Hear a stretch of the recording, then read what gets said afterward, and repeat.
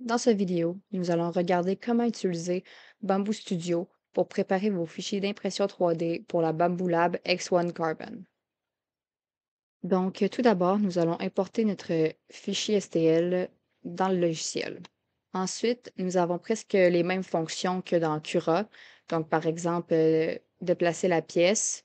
Sinon, nous pouvons aussi tourner la pièce ici de 90 degrés, par exemple.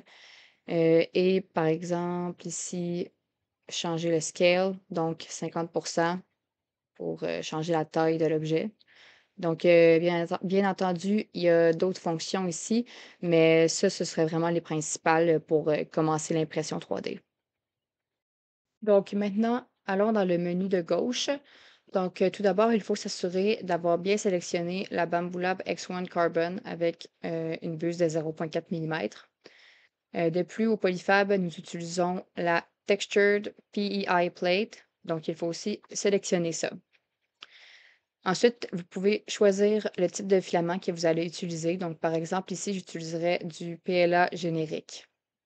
Donc, maintenant, regardons les différents menus que nous avons ici et les principaux réglages que vous allez être portés à utiliser lors de vos impressions 3D. Donc, premièrement, ici, dans Quality, vous allez pouvoir changer le layer height. Donc, le layer height, c'est l'épaisseur de chaque couche d'impression que vous allez faire. Donc, par exemple, plus l'épaisseur est petite, plus vous allez avoir de précision, mais plus l'impression va être longue. Donc, par exemple, ici, moi, je vais laisser 0,2 comme épaisseur parce que ça donne une bonne définition et l'impression est rapide. Donc, regardons maintenant dans Strength, qui est la force de l'impression. Donc, vous pouvez ici modifier le nombre de layers qui est fait sur vos murs. Donc, par exemple, moi, j'aime bien mettre 4 pour être plus solide. On a tendance à vouloir augmenter le taux de remplissage lorsqu'on veut une pièce plus solide. Mais si vous mettez un taux de remplissage, par exemple ici, de 40 pour être solide, mais que vous avez seulement 2 murs, euh, ça va être un peu contre-intuitif. Donc, on favorise ici d'augmenter les murs et ensuite d'augmenter le pourcentage de remplissage. Donc, par exemple, 4 murs ici. Ensuite, ici, nous avons 5 murs sur le dessus des impressions et 3 murs sur le dessous. Donc, par exemple, ici, je pourrais mettre 4 pour être plus solide. Et ensuite, aussi ici, changer le taux de remplissage. Donc, par défaut, sur Bamboo Studio, c'est 15. Souvent, on le laisse à 15 parce que ça va être assez solide. Mais si, par exemple, vous voulez être certain d'être très, très solide, vous pouvez le mettre plus, donc par exemple à 25. Et aussi changer le type de remplissage qu'on aura. Donc, par exemple, ici, un gyroïde serait plus solide. Donc, c'est à voir selon vos besoins. Donc, aussi vous rappeler, en tout moment, vous pouvez revenir à la configuration initiale en faisant la petite flèche orange. Donc, par exemple, si vous ne vous souvenez plus quelle est la valeur par défaut, vous pouvez faire la petite flèche orange. Et aussi, toutes les valeurs que vous aurez modifiées seront en orange.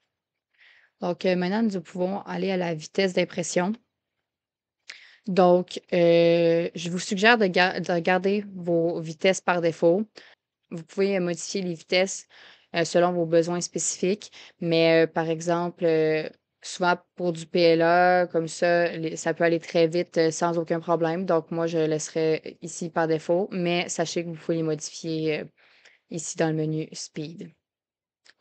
Ensuite, pour les supports, vous pouvez cliquer ici sur Enable Support pour avoir des supports lors de votre impression. Vous pouvez choisir le type. Donc, par exemple, la majorité des cas, le tree support va être beaucoup plus facile à enlever et va prendre moins de filaments. Donc, si vous hésitez, vous pouvez tester avec des tree support. Il y a aussi des situations où est-ce que les supports normaux sont plus adéquats, donc ça dépend vraiment des impressions. Vous pouvez aussi changer l'angle à laquelle il commence à faire des supports. Donc, par exemple, ici, 30 degrés par défaut, c'est souvent très approprié. Mais si vous voulez, par exemple, avoir plus ou moins de support, vous pouvez soit augmenter ou diminuer l'angle. Donc, vraiment encore, c'est selon le cas. Donc, finalement, nous avons le menu Autre, où est-ce qu'on va pouvoir faire les réglages de l'adhésion sur le bed.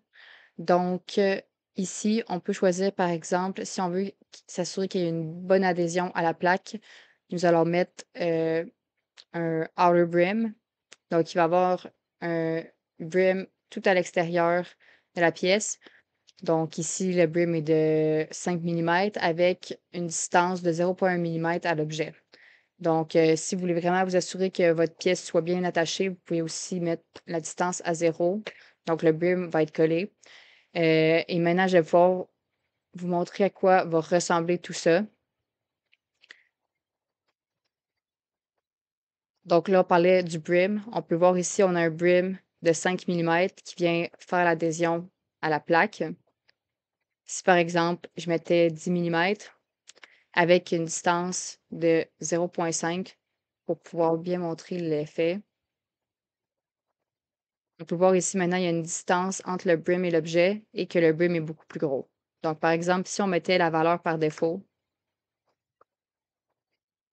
de 0,1 millimètre, on a vraiment une toute petite distance. Donc, ça aide à enlever le brim avec une petite distance. Mais si vous voulez vraiment vous assurer d'avoir une bonne adhésion, je vous conseille de mettre 0 et d'augmenter ici selon la hauteur de la pièce parce que plus votre pièce va être haute et mince à la base et plus elle aura besoin d'un large brim pour vraiment bien se tenir à la plaque. Donc, comme dans Cura, lorsque vos réglages sont choisis, vous pouvez faire le slice pour voir à quoi va ressembler votre impression. Donc, par exemple, ici, nous regardions le brim, mais on peut aussi tester, par exemple, les différents supports. Donc, par exemple, si je faisais des supports normaux, on refait le slice et là, on peut voir ici le filament qui est utilisé. Donc, ici, nous avons 71 grammes d'utilisé. Et si je reviens à Tree Support, on a 66 grammes. Donc, on sauve 5 grammes, c'est quand même bien. On peut aussi comparer les temps d'impression, par exemple, ici. De plus, on peut venir regarder ici avec le menu de droite. On peut descendre et voir qu'est-ce qui se passe à l'intérieur de notre impression.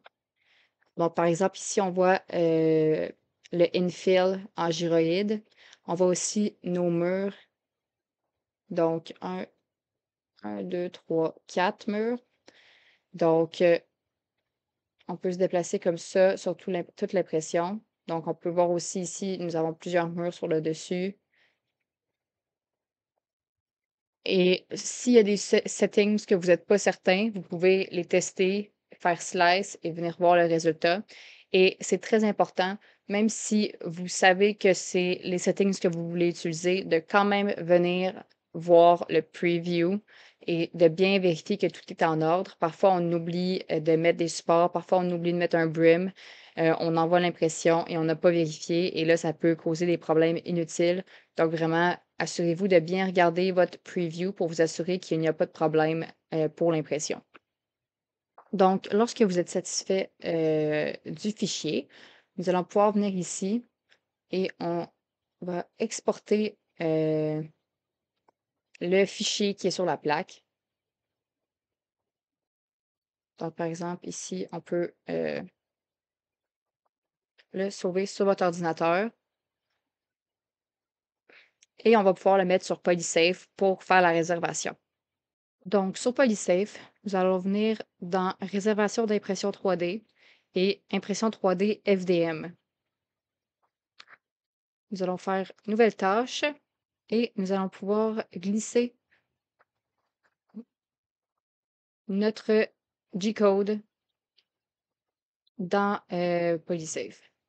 Donc, PolySafe va automatiquement détecter que c'est avec la Bamboo Lab X1 Carbon.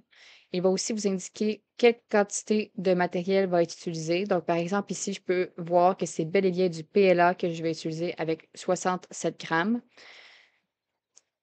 Et on va pouvoir maintenant choisir quand est-ce qu'on veut avoir notre réservation. Donc, par exemple, à 9 h le 8 janvier et faire confirmer pour s'assurer d'avoir la réservation. Pour lancer l'impression, ce ne sera pas comme avec les Ultimaker où est-ce qu'on fait imprimer ici. nous allons devoir retourner sur, le logiciel Bamboo Studio, mais sur un des ordinateurs du Polyfab. Lorsque c'est l'heure de votre réservation, vous pouvez aller sur un ordinateur au Polyfab et ouvrir Bamboo Studio. Une fois sur Bamboo Studio, vous pouvez importer votre G-code. Donc, par exemple, ici. Et vous aurez le G-code que vous avez fait sur votre ordinateur personnel ou que vous avez fait aussi sur l'ordinateur du Polyfab. C'est important, par contre, la seule façon d'envoyer l'impression à l'imprimante est en utilisant un ordinateur du Polyfab. Une fois que c'est importé, vous pouvez vérifier à nouveau les spécifications et aller sur Print Plate. Ici, vous pourrez choisir quelle imprimante utiliser.